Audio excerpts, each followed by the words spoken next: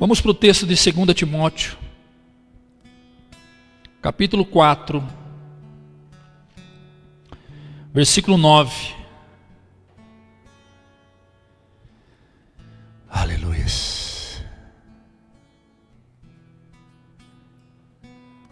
Glória seja dada ao nome de Jesus.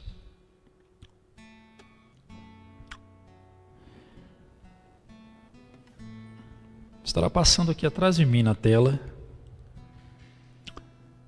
Procura vir-te comigo depressa,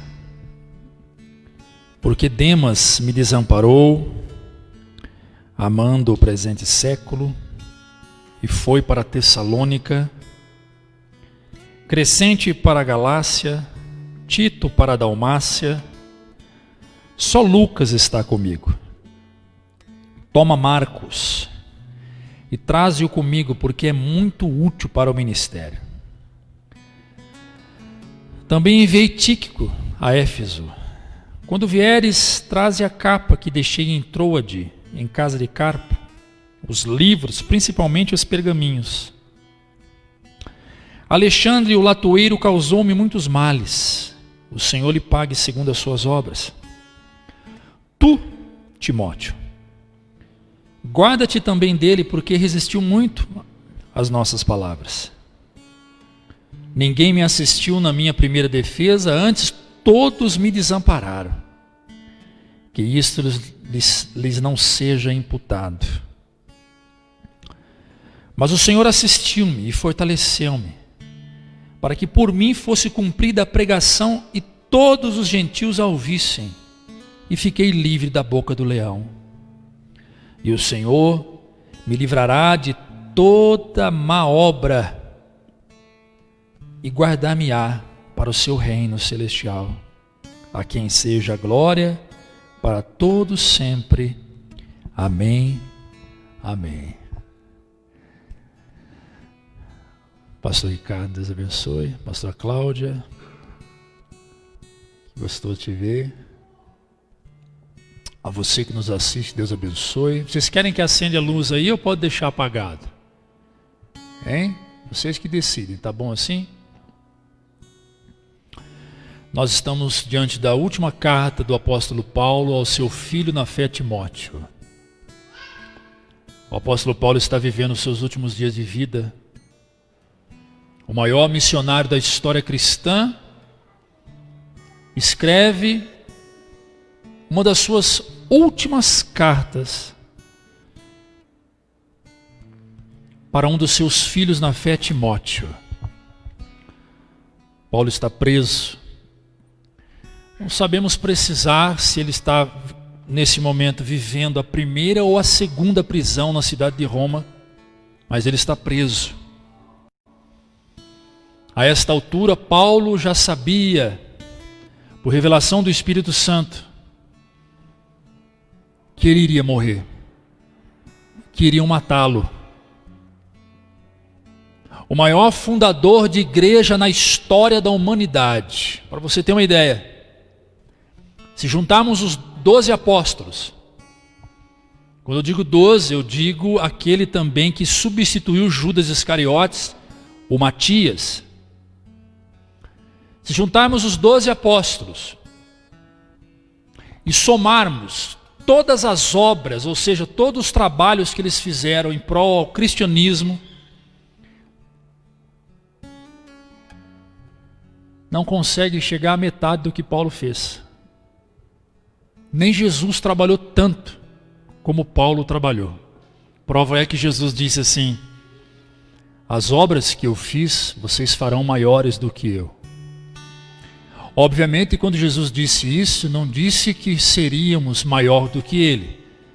Mas Jesus estava dizendo: olha, o tempo que eu fiquei aqui foi pouco. Trabalhei 3 anos e fiz pouco. Vocês terão mais tempo que eu. Vocês farão muito mais do que eu fiz aqui. E é muito claro, muito certo, que quando nós trabalhamos, é Jesus que trabalha através de nós. Então, de um jeito ou do outro, é Jesus que está fazendo a obra. Mas nós estamos diante de um homem que deu a sua vida. Não casou, não teve filhos, não juntou riquezas, não juntou bens. Um homem que era rico, um homem que era estudado, um homem que era apreciado, um homem que era político, um homem que era bem quisto, um homem que era bem visto,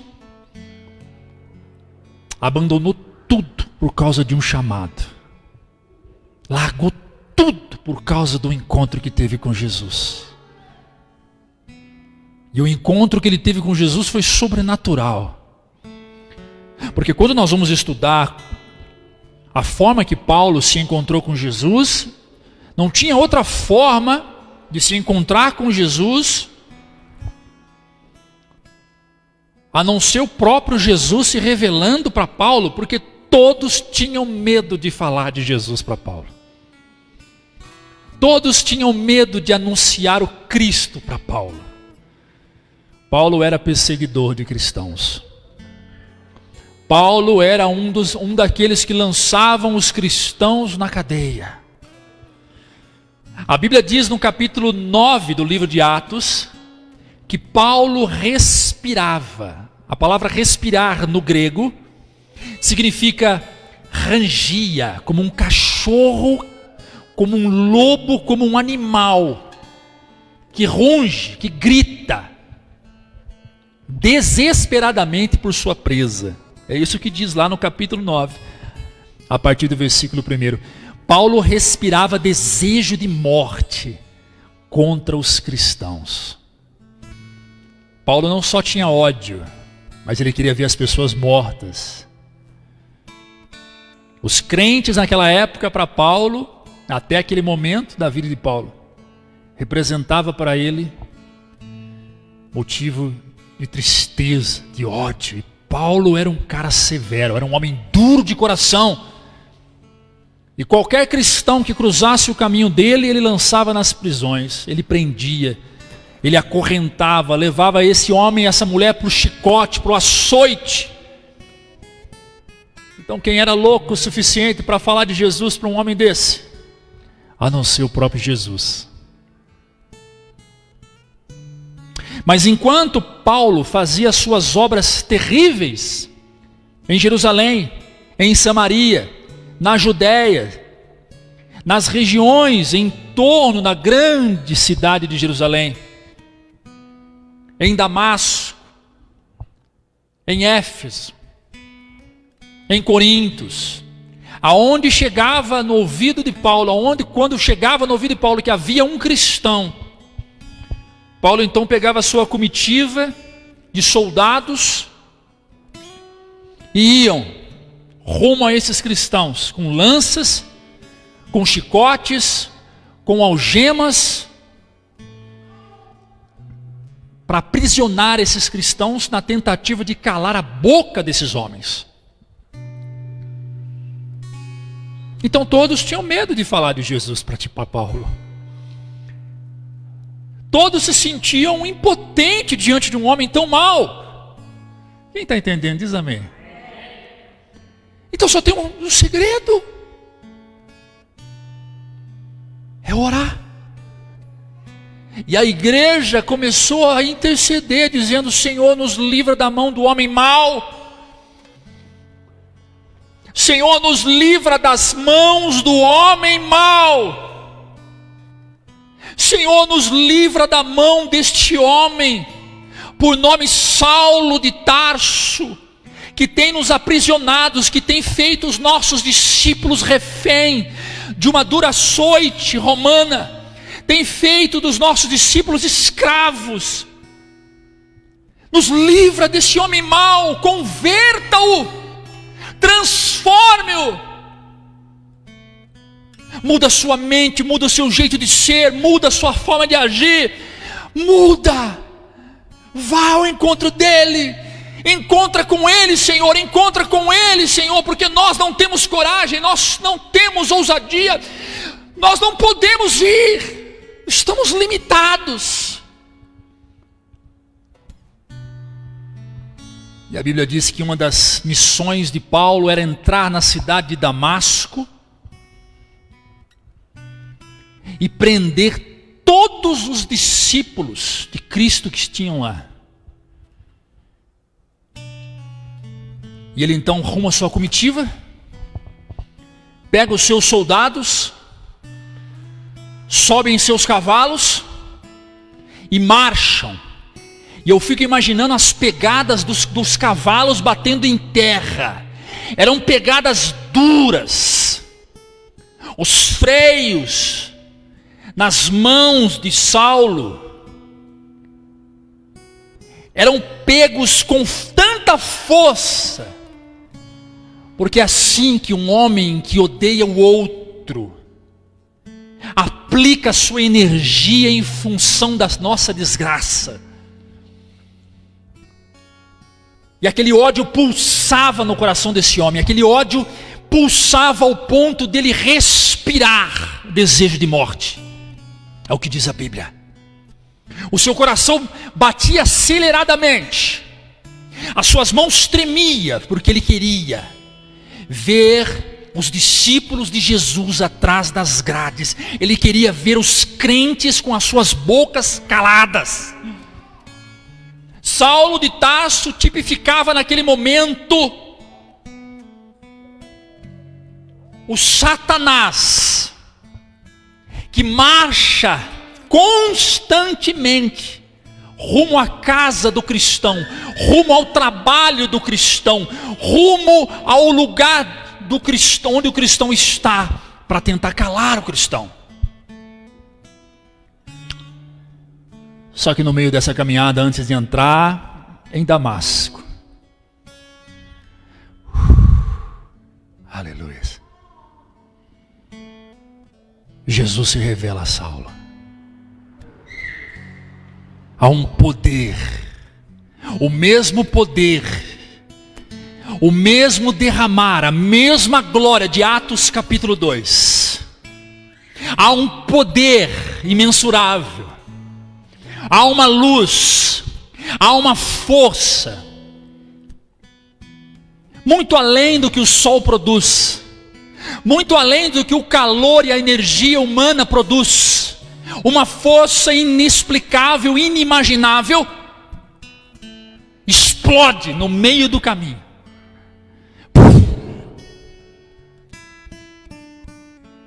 E a Bíblia diz que Saulo cai em terra. E a queda de Saulo representa a queda do orgulho, representa a queda do ódio, representa a queda do velho homem, representa a queda sanguinária de um assassino, de um homem violento, representa a queda de um homem que não tinha fé.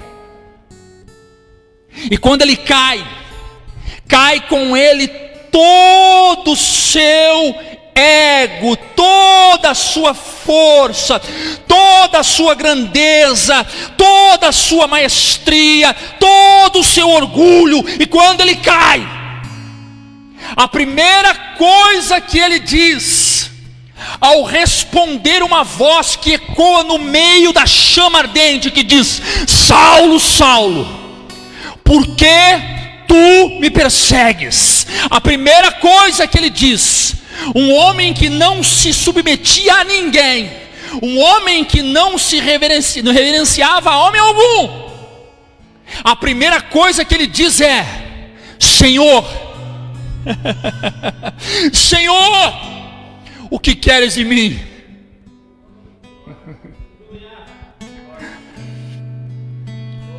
Naquele momento ele entendeu que algo maior que ele estava sobre ele. E quando você aceita esse algo maior que está sobre você, não tem outra forma de você dizer e admitir: há um Senhor sobre mim. E ele levanta a ajuda dos homens, com os seus olhos embaçados, cego. E por 3 dias Saulo não enxergou nada do lado de fora.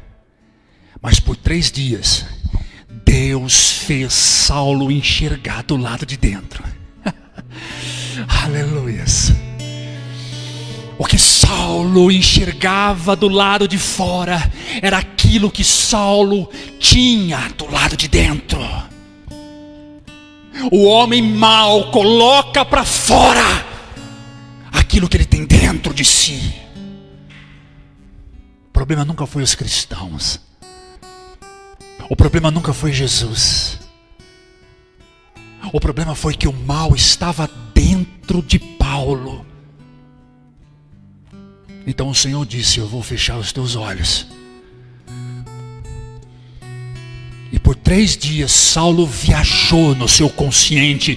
Saulo mergulhou para dentro de si. Saulo começou a conhecer um homem chamado eu interior.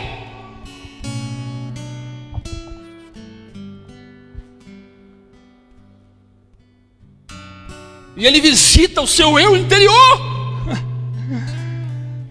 Eu gostaria de convidar a todos que estão aqui, você que me assiste, a fazer esse desafio, a chamar Deus para uma conversa e dizer: Deus, deixa eu conhecer esse eu interior, esse homem que está dentro de mim. Deixa eu visitá-lo, deixa eu sentar com ele, conversar com ele. Deixa eu descobrir verdadeiramente quem eu sou. Porque esse eu exterior nos ilude. Esse eu exterior nos engana. Esse eu exterior é bonito, é refletivo, é iluminado. Esse eu exterior é articulado, é provido, tem recursos, tem muitas coisas, mas o eu interior é oculto. O eu interior, muitas das vezes é sanguinário, muitas das vezes respira desejo de morte. Mas ele usa o exterior para se esconder. E Jesus disse: não, eu vou revelar para você quem verdadeiramente você é. E é o que o Senhor está fazendo nos dias de hoje, revelando aos seus quem estes o são verdadeiramente.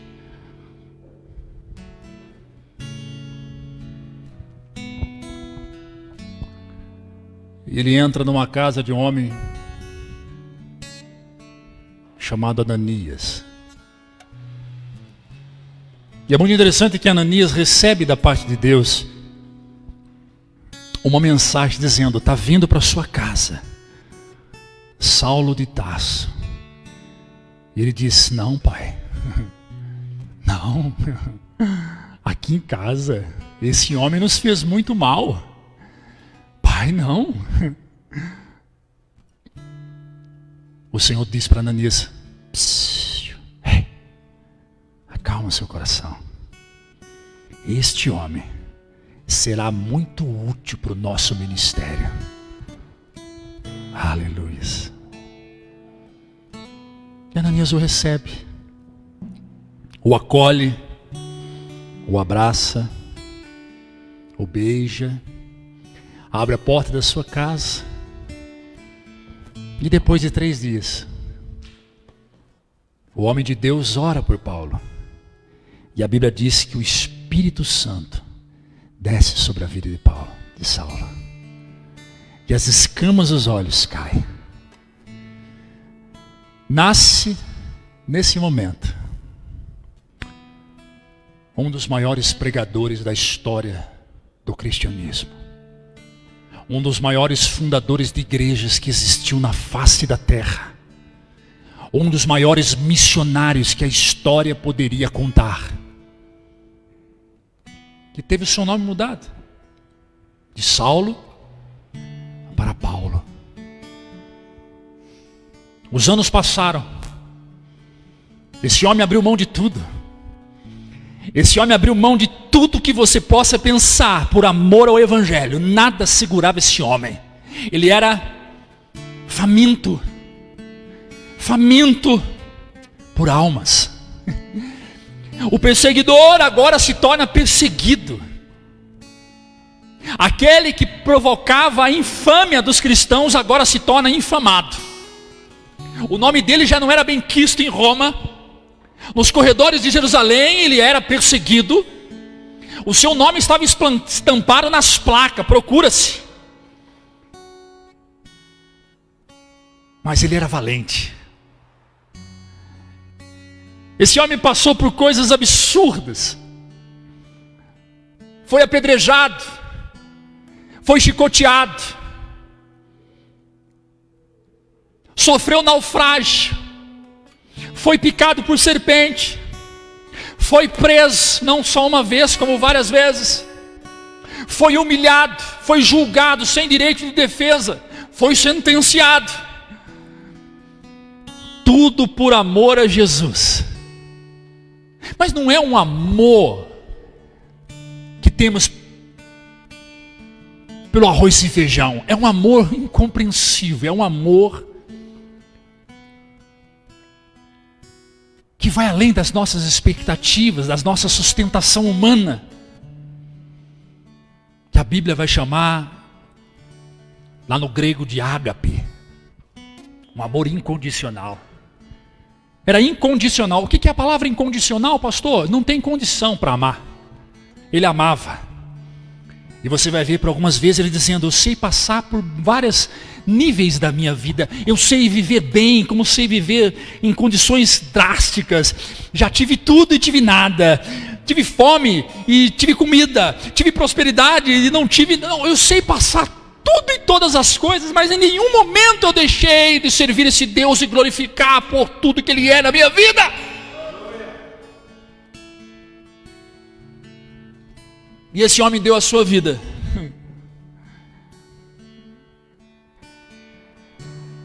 Passou muitas humilhações, ganhou muitas almas, formou muitos discípulos, formou escolas teológicas ao longo da sua caminhada. Escreveu uma das cartas teológicas mais profundas, que é a carta aos Romanos. Escreveu várias cartas de instrução. Escreveu carta a Filipe, a Tito. Escreveu carta às igrejas de Colosso e de Tessalônica. Escreveu carta a Galácia. Escreveu carta também para Roma e nunca teve a oportunidade de congregar com os irmãos de Roma. Nunca teve essa alegria de sentar e congregar com eles. Mas mesmo assim, ele instruiu os irmãos de Roma.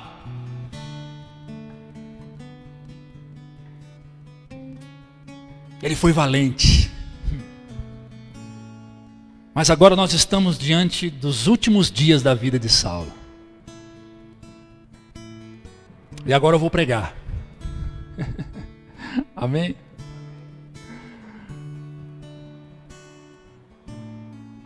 E ele começa dizendo para o seu discípulo: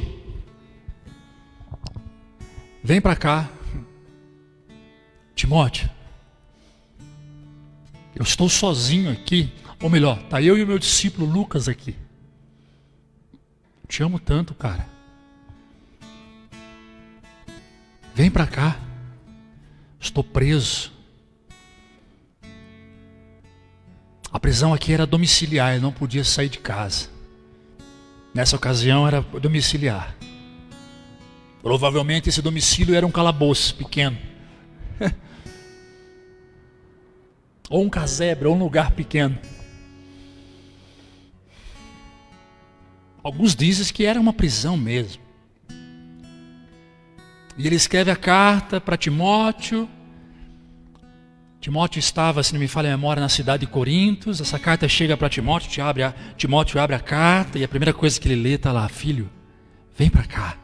Versículo 17, versículo 9. Procura vir para cá depressa. Há uma urgência. Vem para cá. O seu pai na fé está te chamando. Vem para cá porque eu não vou durar muito não. Corre. Eu já estou velho.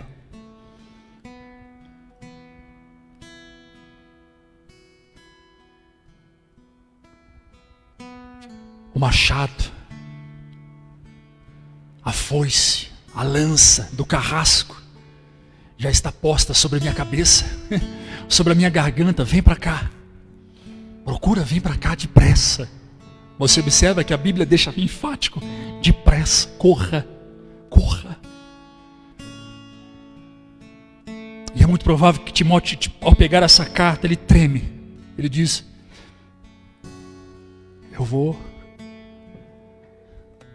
eu estou indo, pai.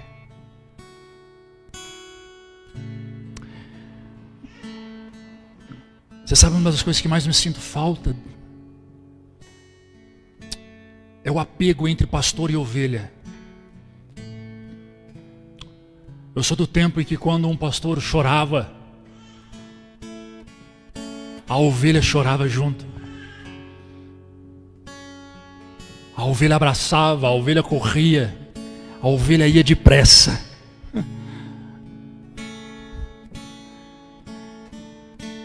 Eu sou do tempo em que um pastor de cabeça baixa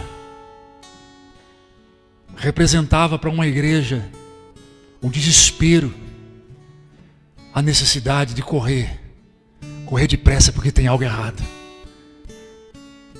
Eu sou do tempo em que pastor era amado, era lembrado.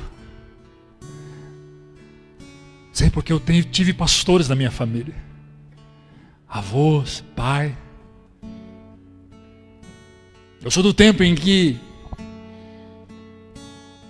o pastor não era esquecido, ele era lembrado em todas as circunstâncias, nas boas e nas ruins. Se eu com 41, vou fazer 41 anos, lembro desse tempo, imagine como era nesse tempo. Que amor que tinha entre pai e filho espiritual. Mas hoje não é assim. Hoje um pastor cuida de uma igreja de 100 membros, mas 100 membros não cuidam de um pastor. Hoje um pastor diz assim: filho, vem depressa, eu preciso de você.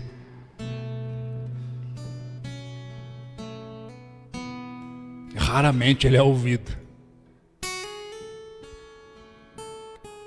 E aí ele começa dizendo: vem depressa. Versículo 10. Demas me desamparou.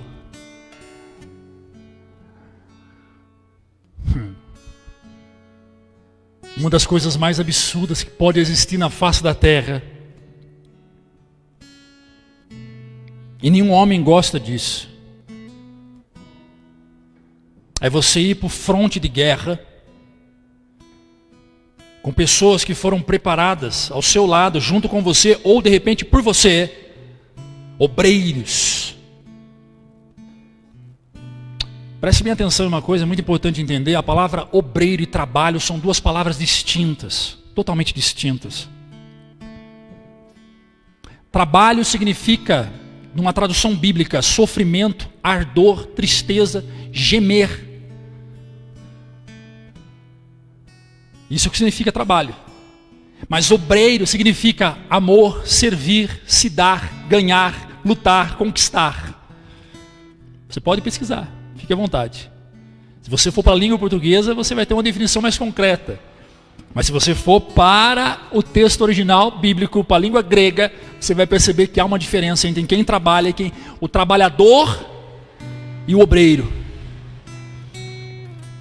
Mas não tem coisa mais difícil para o homem ir para o fronte. Fronte é frente de guerra. E ele olhar para o lado e ver aquele obreiro, ver aquele que foi forjado junto com você, que levou as mesmas marteladas. Já viu o que é forjar um ferro? Esquenta o ferro, coloca o ferro sobre a bigorna e bate. Isso é forjar. Ferro é forjado na pancada. E você olhar para o lado e você dizer: cadê? E você olhar e ver só os inimigos e se encontrar sozinho no momento mais difícil da sua vida. Você se perguntar: cadê as pessoas que diziam que me amavam? Cadê as pessoas que frequentavam a minha casa, que batiam nas minhas costas, as pessoas que caminhavam comigo? Foi exatamente isto que aconteceu com Paulo. Paulo está dizendo para Timóteo: Demas. Quem foi Demas? Demas foi um dos obreiros forjado na pancada, um homem que esteve do lado de Paulo. Demas me desamparou, Demas me deixou. E o que é que faz as pessoas virar as costas de uma forma tão simples para um obreiro tão sério, para uma igreja tão séria, para um pregador tão sério, para um pastor tão sério, para um pai tão sério, para uma mãe tão séria, para um amigo tão sério, tão cheios do Espírito Santo? O que é que faz essa pessoa virar as costas e ir? E Paulo responde: Demas me desamparou, amando o presente século. Ou seja, amou o mundo muito mais do que nós. Amou muito mais o mundo do que a obra que nós fazemos. E foi lá para Tessalônica. Crescente foi para a Galácia. Tito foi para a Dalmácia. Vem comigo depressa. Vem para cá.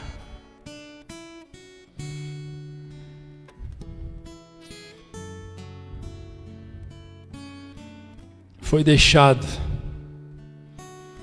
por aquele que era para estar do lado dele. Quantos de nós já passamos por isso? Se você não passou por isso, se prepare. Se prepare. Quando você tinha as suas coisas, o seu negócio, os seus bens, quando você tinha condições de estender as mãos para muitas pessoas, interessante que muitas pessoas sempre estavam ali. Você era lembrado, você era visitado, as pessoas olhavam para o teu olho e diziam: você é especial, cara, você é importante para mim. Mas aí os seus recursos acabaram, você perdeu o teu emprego, mas continuou firme em Jesus, crendo que Deus é capaz de restituir. Mas aquele que estava do teu lado olhou para você e disse: não tem mais nada para me dar. O que eu vou ficar fazendo aqui? E foi embora para Tessalônica.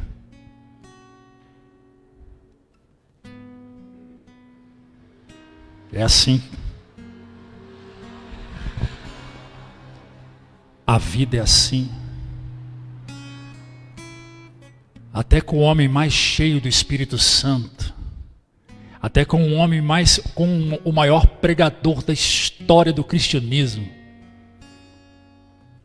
ele passou por isso.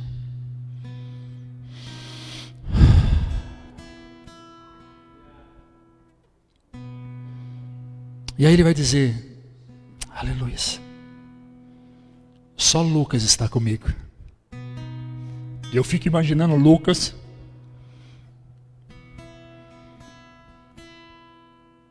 O Lucas foi o que escreveu o livro de Atos e o livro que leva seu nome, o Evangelho de Lucas. Eu fico percebendo Lucas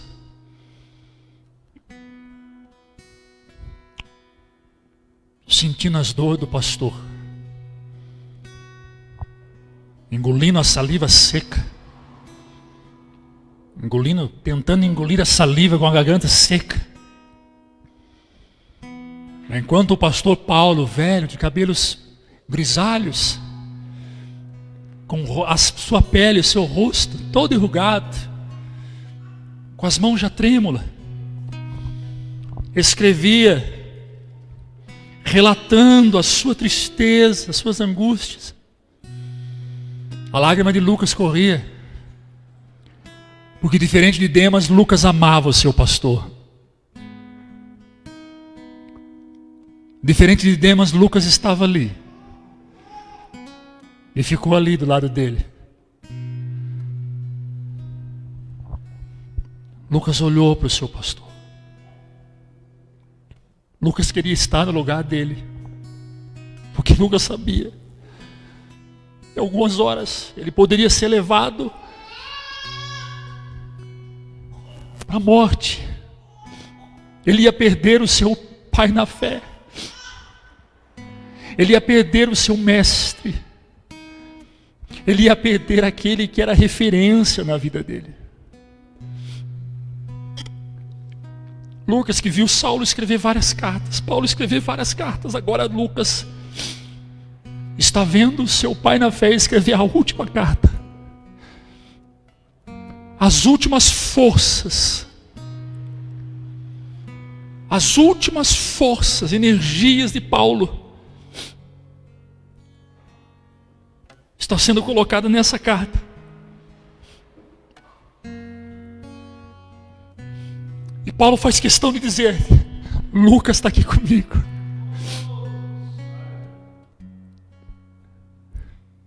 Quem é o Lucas na sua vida? Quem tem sido Lucas na sua vida? Quem sabe o Lucas na sua vida é a sua esposa que nunca te deixou. É o teu esposo. Quem sabe o Lucas é um discípulo, é um filho da fé. Quem é o Lucas? Há muitos Lucas por aí, como também há muitos Demas.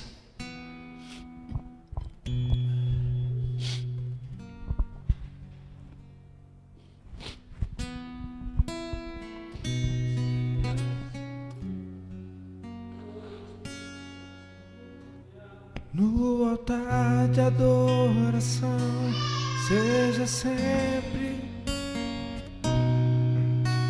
Jesus, Filho de Deus. Aleluia. Só quem lhe ama verdadeiramente é capaz de ficar ao seu lado até o último dia da sua vida.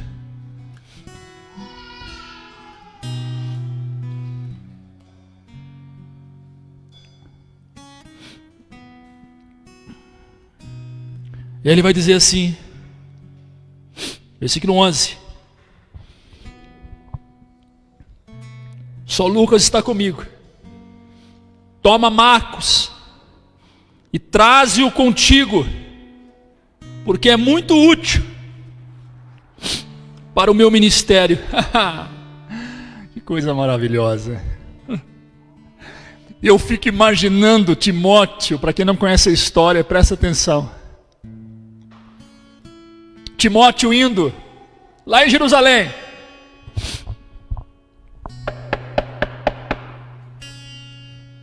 E Marcos, menino novo, o Marcos que escreveu o Evangelho de Marcos. A Bíblia vai chamar ele de João Marcos. Abre a porta. Timóteo, paz seja contigo, meu amado. E Timóteo diz: Marcos, eu vim aqui te dar uma notícia muito importante. Ele diz: o quê? Você lembra da segunda viagem de Paulo com Barnabé? O seu tio? Eu lembro. O que Paulo fez com você?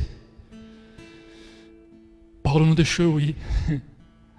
Paulo me tocou, falou: volta para sua casa. Porque na primeira viagem eu abandonei Barnabé e Paulo, e na segunda ele não deixou eu ir, ele não quis, e por causa disso Barnabé discutiu com Paulo e eles dividiram. Paulo foi para um lado com Silas e Barnabé foi para outro lado. Eu e ele. Pois bem, filho, Paulo quer reparar esse erro. Junta suas coisas, nós vamos visitá-lo. Aleluias. Quando Timóteo diz, traga comigo Marcos.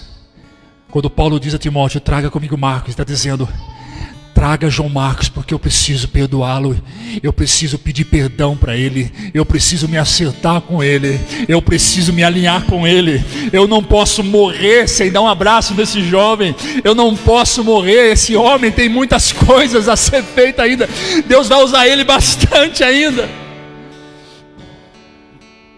Olha no que esse homem está pensando, em sarar feridas que foram abertas. Paulo sabia que tinha aberto uma ferida no coração de Marcos. Ele pede, traz o Marcos aqui que eu quero consertar com ele. Essa ferida vai ser sarada.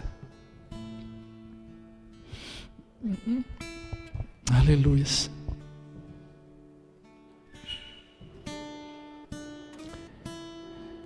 E aí ele continua. Aqui de Roma consegui enviar o meu discípulo Tíquico a Éfeso. E o versículo 13: quando vieres, trazes a capa que deixei na cidade de Trode, na casa do irmão Carpo. Traz meus livros.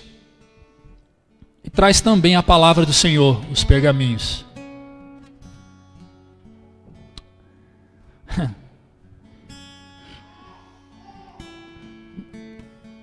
As necessidades de quem ama verdadeiramente a Deus.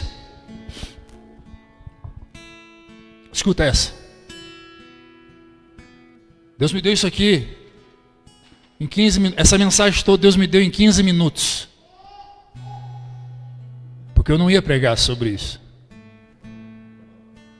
Eu estava saindo de casa, o Senhor me deu o conteúdo da mensagem, eu coloquei no Zap. Mas eu não sabia o que pregar. Eu sentei aqui, o Senhor me deu. Escuta essa. As necessidades de quem ama verdadeiramente a Deus, muito se refere à sua alma e pouco se refere à sua carne. Veja isso.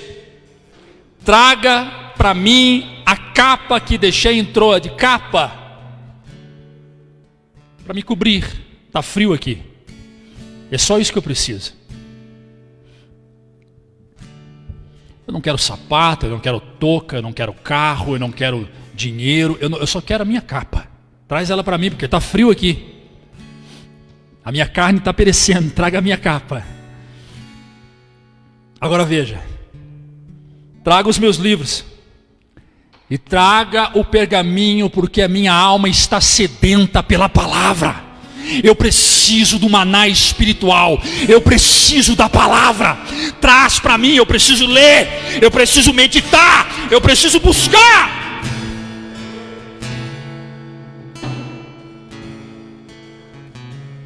É muito bom ficar em casa o dia inteiro cantando hinos. É muito bom ficar com o rádio no louvor, ouvindo Cassiane, ouvindo, sei lá, ouvindo, fala o nome do cantor que estou desatualizado. Fernandinho. É muito bom. É muito gostoso. Mas se você não desligar isso, não pegar a tua Bíblia e não sentar para meditar na palavra do Senhor,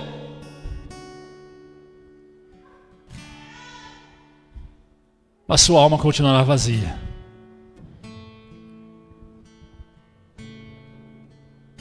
Porque o louvor lança luz para a alma. A palavra lança o pão para a alma. Louvor não sustenta o crente, mas a palavra sim. E uma vez que o crente está sustentado pela palavra, então ele louva, então ele canta, então ele adora, então ele exalta. Aleluias. Por isso que a Bíblia diz: este povo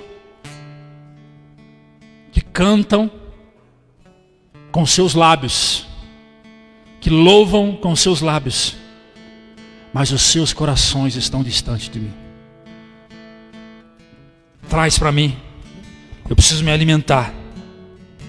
E aí, versículo 14. Eu tenho 15 minutos, queridos. Alexandre, o latoeiro, causou-me muitos males. Segura essa aí agora, irmão. O Senhor lhe pague segundo as suas obras. Para você que não entendeu bem essa fala, que o Senhor devolva a ele aquilo que ele fez. Quem é esse Alexandre latoeiro? Mais um dos discípulos e obreiros que trabalhou com Paulo. Provavelmente ele era um homem que mexia com ferro, qual é o nome que dá para quem mexe com ferro? Não é serralheiro, tem um outro nome. Mexe com latão, me fugiu o nome agora. Oi? Ferreiro. É, um ferreiro, isso. Olha o que Paulo vai dizer desse homem. O Alexandre, ele dá nome. Causou para mim muitos males. O Alexandre, latoeiro, me prejudicou. E tem um detalhe muito importante no versículo seguinte, versículo 15. Timóteo, guarda-te também dele, porque ele resistiu muito a nossas palavras. Veja, não foi só Paulo. Não foi só Paulo que tentou, que se esforçou, que pregou, que anunciou a palavra para Alexandre. Não foi só Paulo que abraçou Alexandre. Não foi só Paulo que alimentou Alexandre. Não foi só Paulo que sentou com Alexandre. Ele vai dizer: este homem recebeu de nós tudo que um crente, tudo que uma ovelha podia receber. Mas ele resistiu. Então, Timóteo, segue o conselho do seu pai aqui. Fuja desse homem. Porque se ele prejudicou a nós, vai prejudicar você também. No caso desse homem, só Jesus, assim como Jesus fez em mim, pode fazer nele. Fuja. Que lição nós aprendemos com isso? Nós temos uma mania ruim de achar que pelo fato de termos que amar a todos, perdoar a todos, nós temos que sentar com todos e cear com todos.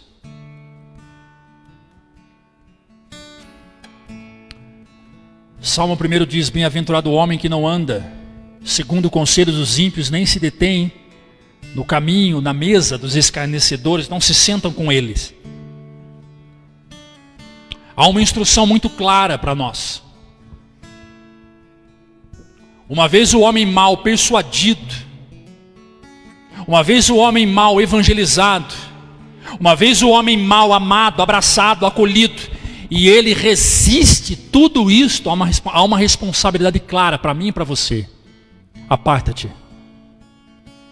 Aparta-te. Afasta-te. Você até pode abraçar a roseira por causa da rosa, mas você não vai suportar os espinhos por muito tempo. Solta, senão você vai se ferir e vai doer.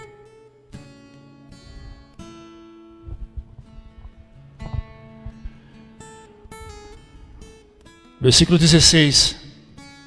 Paulo faz uma queixa para Timóteo. Só que essa queixa tem uma verdade tão profunda que Deus me deu ali atrás.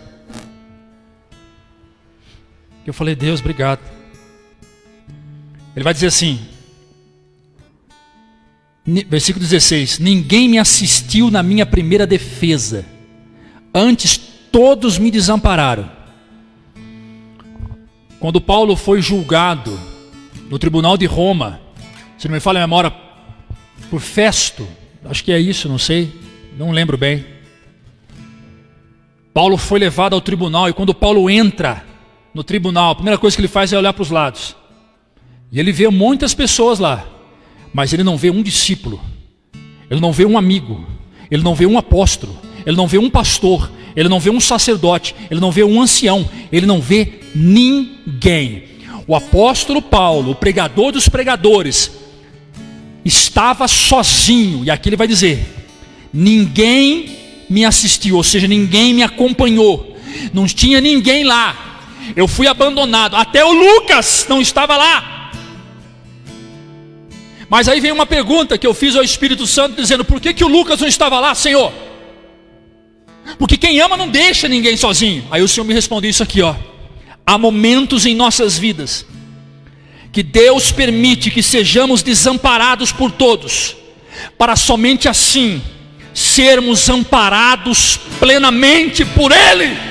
Aleluia, aleluia. Rabalabás, coriandalabás, rabás, corialabás.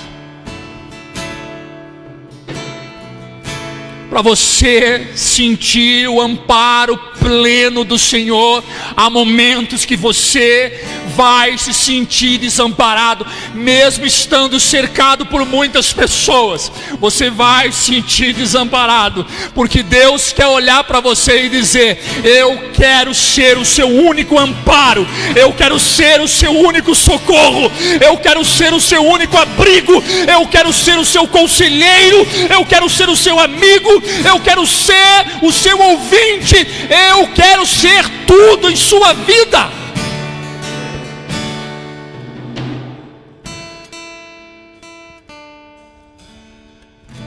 E você diz: Pai, obrigado, porque logo em seguida ele vai dizer para Timóteo: o Senhor me assistiu, o Senhor estava lá, Jesus estava lá, Ele me assistiu. Só que escuta essa, como é forte isso. Porque quando Jesus, ele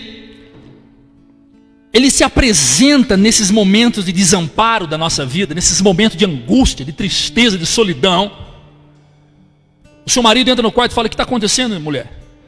Não, nada não, amor. O que eu posso fazer por você? Amor, nada, nada com você. Mas está ali, um universo de angústia. O que está acontecendo, amor? A esposa perguntando para o marido: mas não, amor, não é nada com você, não é nada com os meninos. Mas está ali, um universo de angústia. A esposa vai para o quarto, para um lado da casa, o esposo vai para o outro lado. Há uma tristeza no ar, há uma angústia, há uma solidão no ar. E de repente Jesus se aparece, se revela.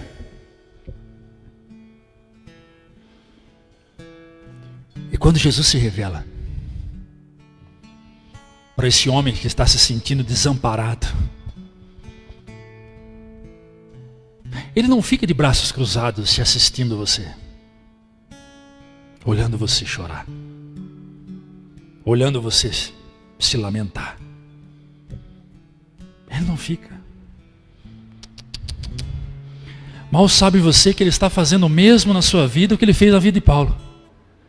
Versículo 17. Mas o Senhor me assistiu e me fortaleceu. O Senhor me deu força. O Senhor me deu força para eu alcançar o meu propósito de vida. E o meu propósito de vida, Timóteo, é que a pregação a todos os gentios fosse ouvida, e que eu ficasse livre da boca do leão. A boca do leão, sabe o que é a boca do leão? Pensa em um leão agora. Pensou? Pensa daí com a boca aberta. Pensou? Agora pensa ele na sua frente, rosnando, com fome. Pensou? Como é que você fica? Alegre? Feliz? Ou angustiado? Ou triste? Ou desesperado? Pois bem, Paulo está dizendo: o Senhor me livrou das minhas angústias. O Senhor me livrou dos meus medos. O Senhor me livrou dos males. O Senhor me livrou do homem mau. O Senhor me socorreu. O Senhor me tirou do mar de tristeza. Me deu força para que eu cumprisse com o meu propósito, que era anunciar a palavra. Aleluias. Aleluias. E ele encerra dizendo: e o Senhor me livrará de toda má obra. Ele está dizendo: coisas piores virão, o Senhor me livrará. Mas está guardado para mim o seu reino celestial. E ele encerra dizendo: a quem seja glória para todos sempre. Amém. Amém. Você pode aplaudir a Jesus?